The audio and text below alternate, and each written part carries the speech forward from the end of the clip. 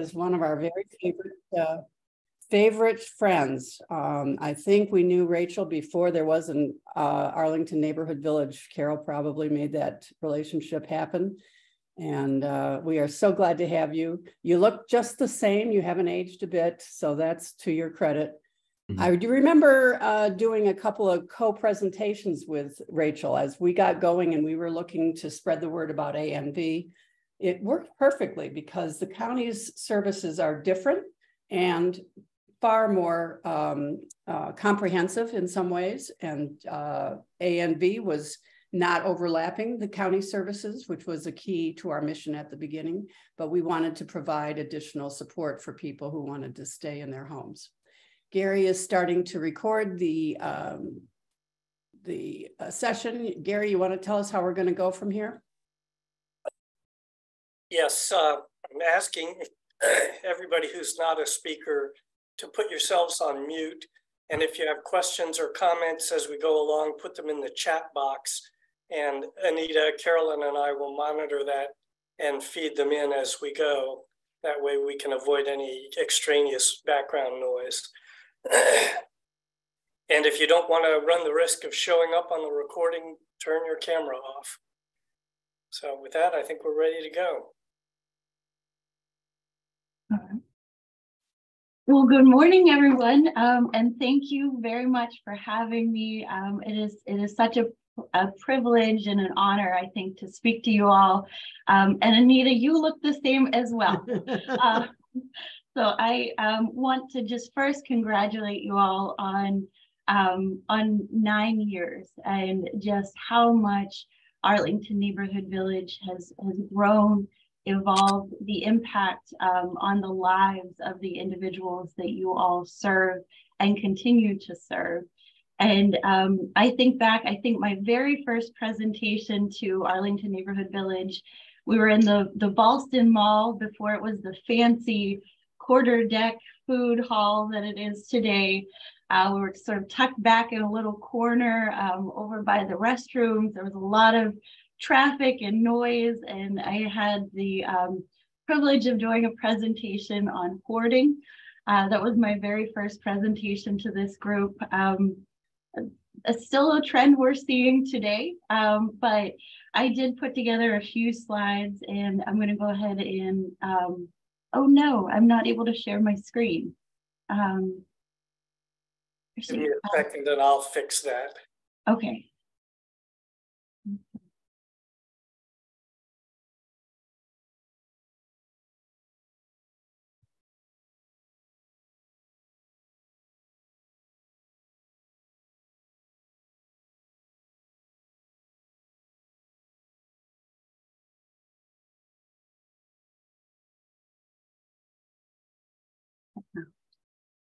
Okay, you should be good to go. Yes, that worked. Thank you so much, Carrie. All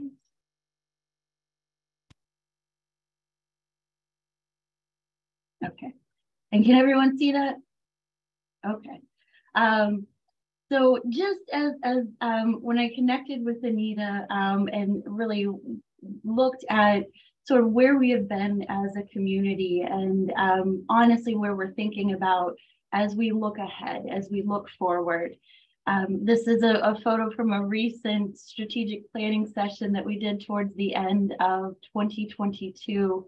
But I thought before we look ahead and look forward, let's take a little, let's do a little flashback. So the year 2014, Barack Obama was president in 2014.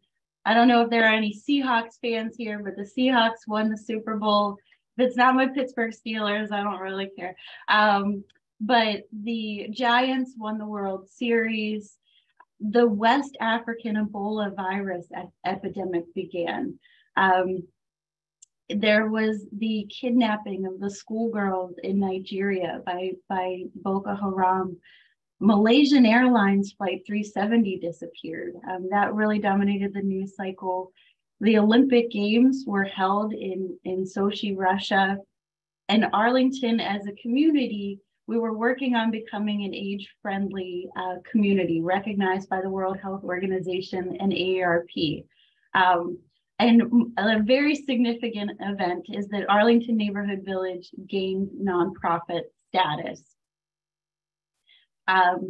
In some of the things that have evolved over the years, in 2018, after a lot of hard work, many of those who are in this room and from our Commission on Aging through the years helped Arlington become the 250th age-friendly community in the United States. This is a recognition and a designation by the World Health Organization and AARP. And we are in the sort of review cycle after a 5-year implementation and about to prepare for our next cycle of age friendly. Each year we host community engagement forums. We just had one in March, but really asking what matters most to older adults. It's an opportunity to hear and listen to the community, to implement some of the programs and the feedback that we hear, and then continue to strive for improvement through Age Friendly, our advocacy, our Commission on Aging, and other county partners and organizations. Our Commission on Aging is our true advocacy arm for Arlington's older adults and caregivers. To help implement Age Friendly, we restructured and merged with what was a separate commission on long-term care residences. We had a lot of staffing changes. Our division is Aging and Disability Services, and we're housed within the Department of Human Services. We are one of the smallest divisions within the Department of Human Services. And as I'll note in a moment, the population of older adults is growing, as are the needs and the acuity. So we've done some restructure. We continue to advocate for additional staffing and resources, not just at the local level, but also at the state level, the Department of Aging and Rehabilitative Services, some at the federal level. We've received some aging innovation and best practice awards through what was N4A, but now US Aging, the Virginia Commonwealth Council, expanded some of our nutrition programs. We joined the Dementia Friendly America and Arlington Network and training staff and community partners as dementia friends. We work closely with the Arlington Addiction and Recovery Initiative, or ARI, and since 2018, we've been delivering medication disposal kits to Meals on Wheels participants, individuals who may have difficulty leaving the home, through our VICAP Medicare Counseling open enrollment season. And then we try to advocate through organizations like the Northern Virginia Aging Network, to the State General Assembly, our legislative committee, to the local Arlington County Board, and then the legislative forum. We've also participated in some of the county initiatives like the shared mobility devices, which seemed like it was a really long time ago, but looking at the practices when the county was adopting scooters and other mobility devices. We didn't name it, but the Elder Care Zone Residential Zoning Study, this was adopted in early 2020. And this was that most of the county was not zoned for long-term care communities. So when a planned assisted living wanted to start development in Arlington, there wasn't zoning in place to allow that. So the county did an elder care residential zoning study, which was a way for us to provide some education and awareness to some of our county partners around what is long-term care, the regulations, the licensing that goes into that, and also advocate for affordability, especially for assisted living. And then throughout the pandemic, digital equity. So these were a lot of the accomplishments and the highlights, and we had such momentum behind us. And then COVID-19. I'm just gonna pause there, and I do want to mention how much of a partner Arlington Neighborhood Village was throughout the pandemic. I think some of those early days in March, Wendy and I were on the phone probably first thing in the morning through sunset, and then again the following day. But I think it was so important that we had a network like Arlington Neighborhood Village, who was really ready to step up and serve, but also able to be flexible and adapt where we really needed to.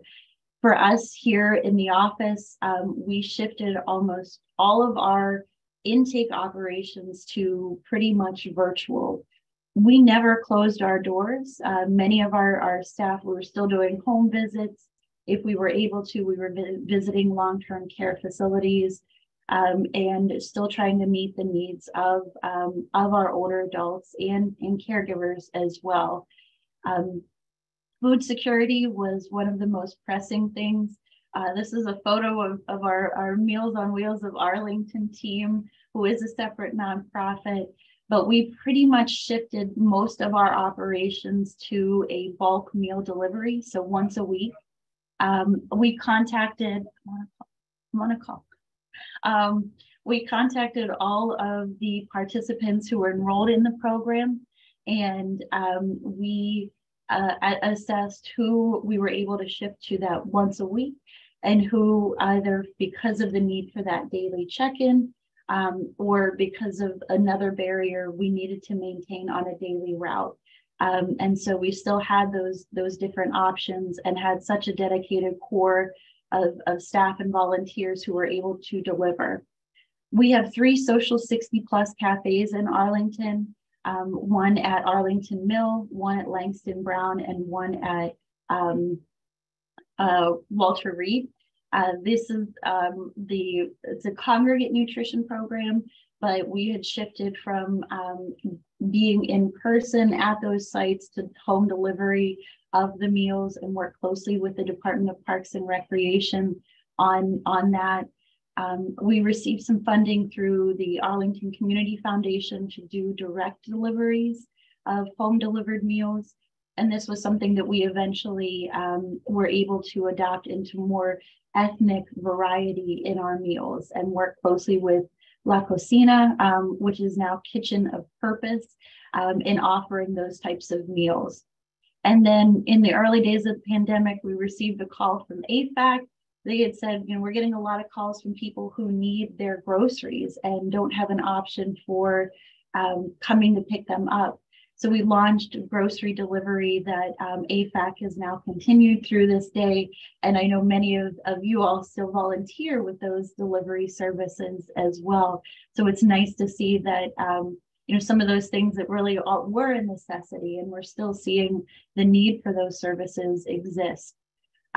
Recognizing that isolation was a big factor throughout the pandemic, and especially for our Meals on Wheels participants, not having that daily check-in reduced their opportunities for socialization. Around that time, we applied for a grant through Meals on Wheels of America, and wanted to launch a friendly callers program. They said, Hilton Hotels has also reached out to us. They are looking for something to do with some of their staff from their call centers. People weren't traveling. We don't want to lay our staff off. What can is there anything we can have them do? So we had Hilton staff serving as friendly callers. And one gentleman had said, he actually called his caller his angel, his calling angel. And so we kind of renamed the program that, and we're able to help train staff or partners in Atlanta and San Diego to launch a similar program. But one of the biggest lifts I think that Wendy and you all helped with was around vaccine outreach, transportation, messaging, all of that. We created an internal program and staff from DHS, from parks, from libraries to really do outreach and recognize that not everyone, when the program launched, was able to sign up electronically. And others may not have access to transportation. So I think throughout the pandemic, it really just strengthened our bond that we have, and help to elevate some of the needs as well as the preferences of our older adults. There were so many lessons that we learned. I think some of the key takeaways were really around the needs and addressing some of the barriers, looking at equity, especially race equity, and having a commitment to what that looks like. And then our commitment to our residents in long-term care, and still recognizing there's a lot that we need to do with our long-term care communities, our assisted livings and nursing homes.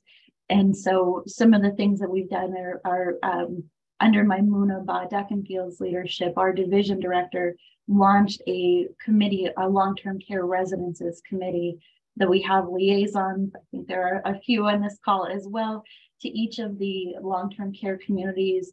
We engage with public health, we work with the administrators, and then take some of those needs to the state level of looking at things like staffing standards, infection control, and just overall quality of life. So let's pause for a second there, Rachel, sure. Just if you don't mind, and see if Wendy or Maureen or anybody from ANV would like to reflect a little bit on how things just so dramatically changed for our relationship with you during COVID, and maybe some anecdotes about what made a difference. And I'm also curious, I have one question for you, which is, did you see a huge number of more callers, more new clients come, and the types of people that contacted you, were they different during the lockdown? They were, and that's a great question. We quadrupled in the volume that we were receiving, and having 4 times the volume, but sort of the same level of staff. It's the needs were really, some of the biggest ones were around food. There's a lot of emergency needs, and so we still have emergency shelf stable like boxes and meals in our office. But we were picking up groceries from AFAC. We were grocery shopping and taking those to individuals. We had a lot of people who, I just left the hospital after having COVID. I don't have any food, types of calls, or caregivers saying, I used to drop off food to my mom or dad, and I'm not able to do that anymore. They have bread. And so those types of, a lot of the calls were around food, and I don't have food. And then some of the protections that were in place around evictions, that was something that kind of staved off some of those crises, but we're seeing a lot of those now.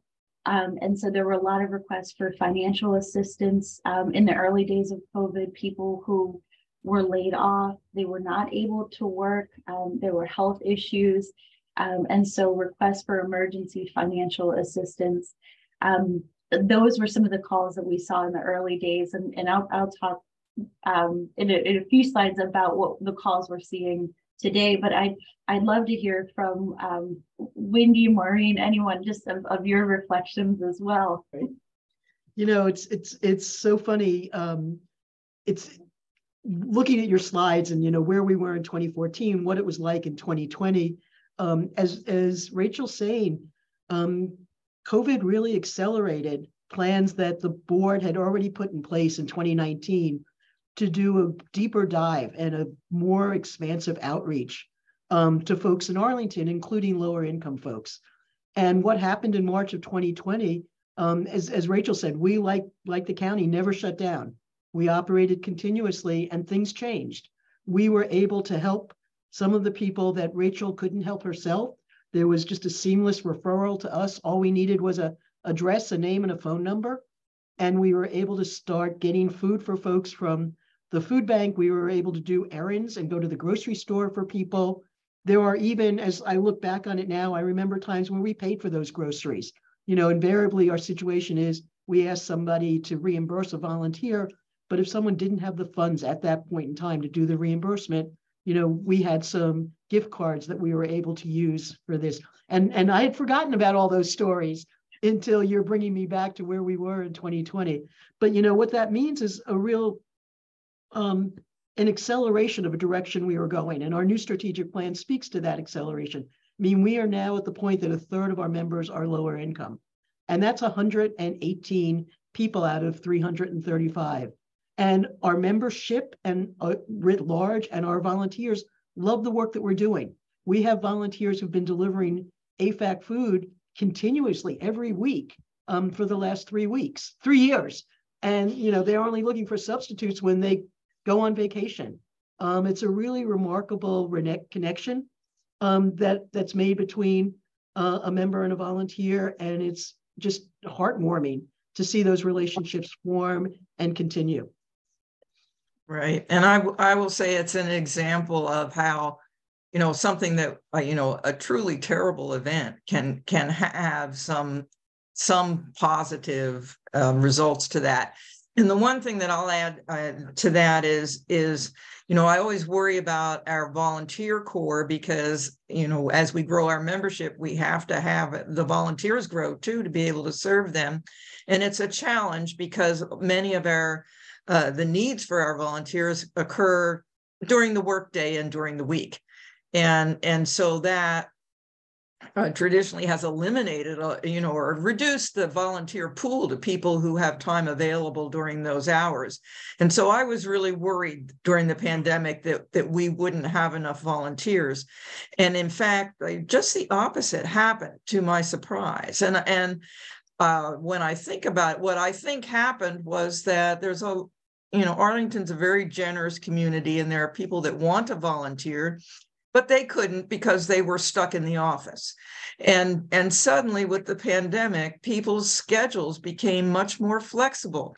And so people who were working from home and kind of stuck at home and you know, thought, gee, I could take an hour out of my, you know, my Zooming today and go deliver this food. And it gave them some social interaction as well. So, I mean, we sometimes forget that there are rewards that come from volunteering. It's not just giving, it's also receiving. Yeah. Back to you, Rachel. Great points. No, thank you both. And that I think even with the friendly callers, that was you know, finding creative ways to still engage people, because we had some individuals who had said, you know, I'm the early days, it was, you know, COVID is higher risk for people 60 and above. And so that was, I forget which organization, but it said, don't volunteer if you're 60 and over. And that was some of the initial guidance. And so for the Meals on Wheels volunteers, who many of them were older adults, are individuals who are retired, they said, you know, I'm taking that guidance to heart. I don't want to leave my home, but I still want to connect. And so, you know, plugging them into the Friendly Callers program was one option.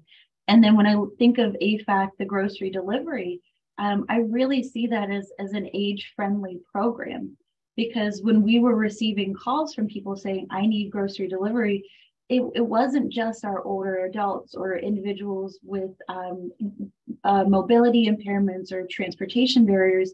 It was also from, I'm a pregnant mom saying, I can't leave my 2 children at home. How can I get my groceries? And so it wasn't just our older adults who were in need of this service, but I think it was an opportunity to say, you know, age friendly is for people of all ages and all stages. And because we had some of these lessons in place, because we had, you know, 2018 and the age friendly plan, we were already really intentionally thinking of some of this. Not that anyone could have predicted a global pandemic, but we were in some ways ready to pivot because we had that preparedness. And then just a few things as we continue to think about that. The growth is that as a community in total, we are continuing to grow. The Arlington Community Planning and Housing Development just released their 2023 profile. And I could put that in the chat once this presentation is complete. But we've had, as a county, continued growth since 2014. There was a slight dip in 2021, mostly related to the pandemic, but that has since recovered. So we have, as a community, about 237,000 residents in total. Average rent continues to increase. We are now at $2,290 as average rent. And that's across the board from studio to a 2-bedroom apartment. Our population of older adults is continuing to grow. But we have almost 38,000 older adults, adults 60 and above in Arlington. That's about 16% of our total population. So everything is grown since 2014. And then for our older adults, we are also seeing a wider a growth in the diversity of the populations represented. For our adults 60 and above, almost 1 in 3 speaks a language other than English. And so just some of the trends that we are seeing. But again, we're continuing to adapt, and some of the photos here are from some of our Meals on Wheels, and we did a sweet treats delivery. We had our community engagement forum in a hybrid format. This was at Woodland Hill. The top right photo is at Woodland Hill, one of our age-based independent living residences. They have, I think they're up to 31 different languages represented at that community alone. Michelle Thomas there in the middle is our coordinator of our VICAP Medicare counseling program. She's done some virtual outreach presentations of Medicare Made Simple, open enrollment sessions. And then the photo at the bottom, we've done pop-up farmers markets that Helen King, our Agency on Aging director, has really helped to spearhead. But when transportation was a barrier, the vendors that we normally have that would take older adults to farmers markets said, we don't have drivers, so we can't offer this service to get to farmers markets. We pivoted and said, we'll bring it to you. And Helen put a lot of work into it, but we were able to and have continued last season, and now this season we'll do pop-up farmers markets at some of our independent living residences. Each year, I mentioned we host the Community Engagement Forum and really try to ask what is most important to our older adults. Many of the themes that we hear are pretty consistent. One of the first is really around aging in place and what types of services, supports, resources are available to help me stay in my home, to help me remain independent, to help me have a high quality of life. I'm sure it's no surprise, really kind of parallel with that is housing. Transportation, connections, safety, all pretty consistent themes. For our 2023 engagement forum, one of the top things that we heard was really around housing. The big things are around just the cost and the rising cost of housing, of home ownership, of property taxes, rent, the opportunity to age in place, and can I modify my home? Can I afford it? Can I find reputable vendors to help with the modifications? Affordability, and then accessibility. Looking at our community, having walkability is what keeps and attracts many people to this community, but also the various amenities and services, having choice and a sense of belonging. The connections, looking at the different types of activities, both in person, virtual. Do I have the technology and the technology literacy to allow that? And then long-term service, long-term care, both in the home and if I need a long-term care setting that's more residential, like assisted living. There is a commitment. This was a new one that we heard, a new theme that we heard this year, but the value that Arlington is committed to age-friendly, committed to programs, committed to the residents, that there's an opportunity to engage and allow opportunities for voices to be heard. And then transportation is and remains a big one as well. So some of the highlights, even just from this past year, looking at the expansion of our nutrition programs, the pop-up farmers markets, as I mentioned, continued partnership with La Cocina to do more of an ethnic variety in our home delivered meals options, support to our long-term care communities like Mary Marshall Assisted Living, having more strategic planning sessions like the session that we had in late 2022, preparing for another age-friendly Arlington review and plan, and then the Department of Human Services, as well as our Commission on Aging, updated our mission and values to really center and lead with race in all that we do. And so as we look ahead to 2024 and beyond, this is sort of a photo of our strategic planning session, but we really are striving for a destination age-friendly Arlington.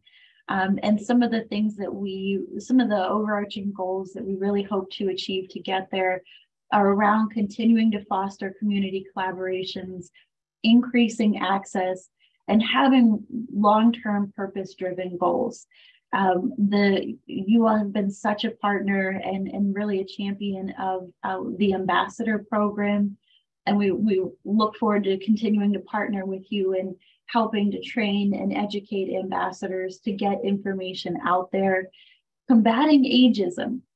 We're looking at ways that we can really tackle ageism, address it, and find more opportunities for inclusion and to celebrate the voices, the stories, the contributions of our older adults, using a race equity lens in everything that we do and being able to advocate.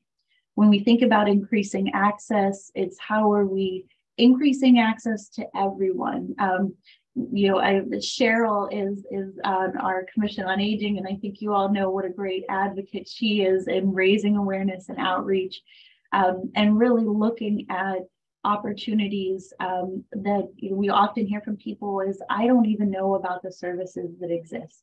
And so how can we ensure that people know what services are available, especially before a crisis happens, so that there's more intentional planning and opportunities that foster aging in place. And then expanding our capacity to modernize and access to services and supports. That is both internally within our Department of Human Services and Aging and Disability, but also the connections and the referrals to other programs as well. And then when we think about some of the long-term goals, housing is one of the most pressing issues.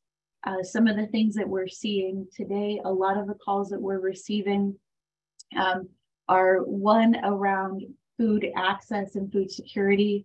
With the public health unwinding, SNAP or food stamps, the supplemental nutrition assistance, it ended on April 1st. So a lot of people who were receiving SNAP benefits saw that amount significantly reduced. So we're seeing a lot of calls for food, requests for referrals to Arlington Food Assistance Center, to AFAC. And then the other volume of calls that we're seeing are around housing, financial assistance, and eviction prevention.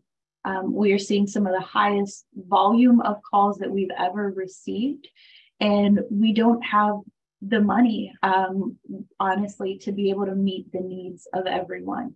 I've been receiving a ton of calls during this meeting right now because we have 2 evictions of older adults today. And it's a trend that we're continuing to see of the need for housing and financial assistance because costs are increasing. There's limited resources to be able to meet the needs for individuals. One individual is being evicted from her condo. The other one is being evicted from an apartment that she's lived in for more than 30 years. And so this is a trend that we're continuing to see. We're trying to raise awareness and advocacy about the issue. We're working with our partners in housing and economic independence, advocating to the county board. But it's also just there needs to be more affordable housing, more options for our older adults. and then not just independent housing, but also looking at assisted living and long-term care options as well. The two communities really in Arlington that offer affordable assisted living, Mary Marshall, which is a unique program that also offers, that is for individuals with mental health diagnoses, and just really a unique program. And then Culpeper Garden has some affordability of their assisted living, but the wait list is more than 18 months, which just speaks to the need for this type of service. But there is hope. There are opportunities to advocate, to raise awareness, and it really starts with our Commission on Aging. I will also put in the chat when I'm finished the opportunity to engage with our Commission on Aging. You can apply for membership if you are interested. It's a 17-member body that all commissioners are appointed by the county board. But and we meet once a month in a hybrid setting. But you are also welcome if you don't have the time or availability to join the commission. We also invite you to join one of the committees. We have one dedicated to housing and community support. So really looking at some of these housing issues. There was a lot of discussion around the missing middle and expanded housing options recently, but there's a lot of opportunity in that committee. We also have one focused on transportation, safety, and accessibility. We have a long-term care residences committee that I mentioned. Positive aging, inclusion, and enrichment really looks at ways that intergenerational programs, ways that we are connecting and including our older adults in all levels of community. And then public information and outreach of how are we getting the message out there? How are we sharing information with the community about services and programs? And our legislative committee is really the advocacy arm of what are things that we need a policy change? What are things that we need a legislative change or a budget change at a local level to the county board, or maybe even to a state level at the General Assembly? So right. There are. Just so you know, we're about 10 minutes to 11. That is perfect, because that was my last slide. So I will stop sharing. The chat is active. So I will, I guess, open it for any questions. Well, the first question was, can we get a copy of your slides? Oh, sure. Yes, definitely. So if you can send them to the ANV office, they can make them available to anybody that asks. You mentioned earlier a study on zoning related to long-term care. Has that resulted in changes to zoning? It did, yes, and I can share the elder care zoning study, but it did. So it offered the opportunity for assisted living and nursing homes to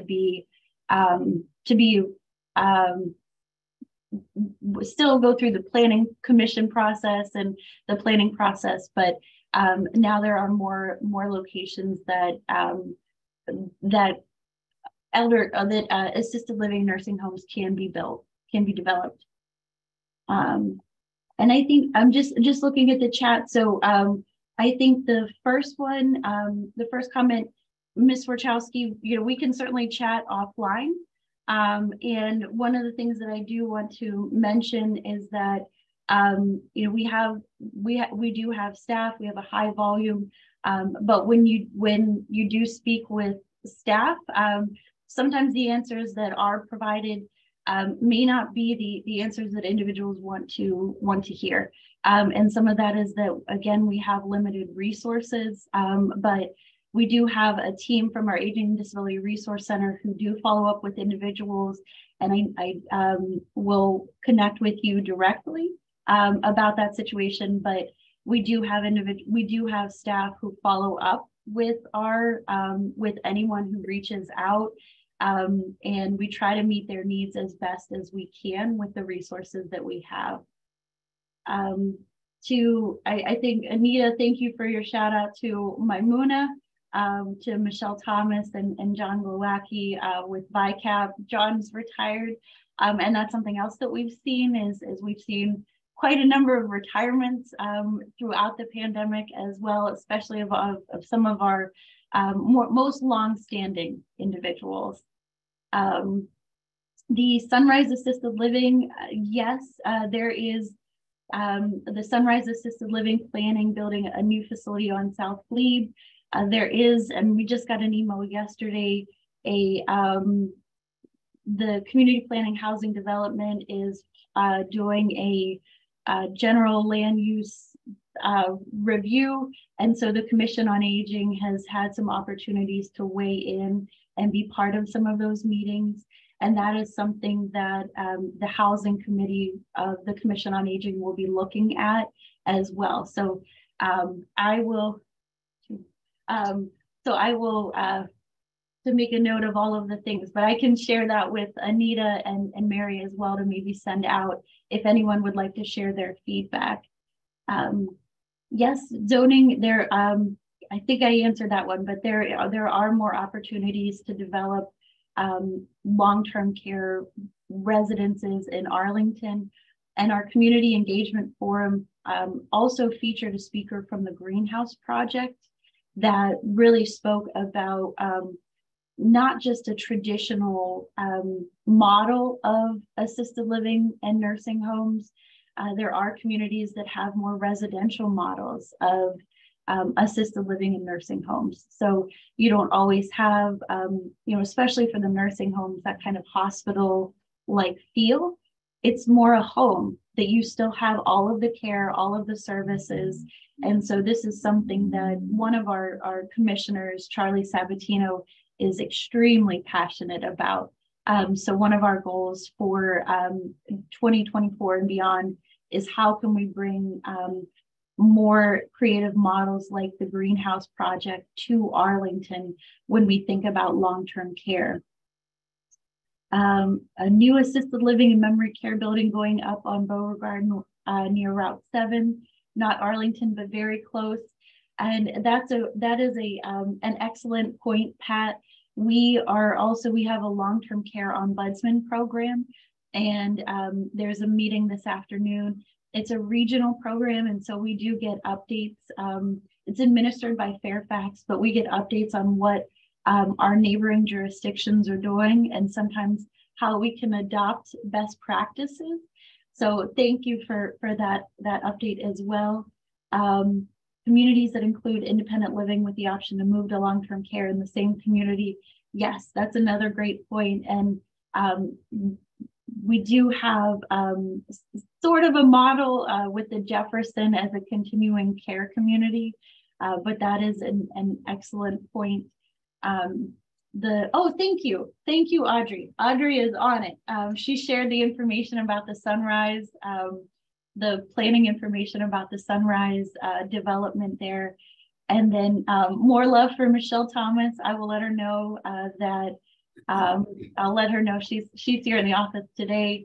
And again, Ms. Wachowski, I'm happy to follow up with you directly. And then Michelle and the VICAP program, the Medicare Counseling Program, is a resource. They do offer monthly programs around Medicare Made Simple, Medicare education. They're also accepting volunteers. So if you have a passion for Medicare and are interested, there is a certification that you have to go through and graduate from.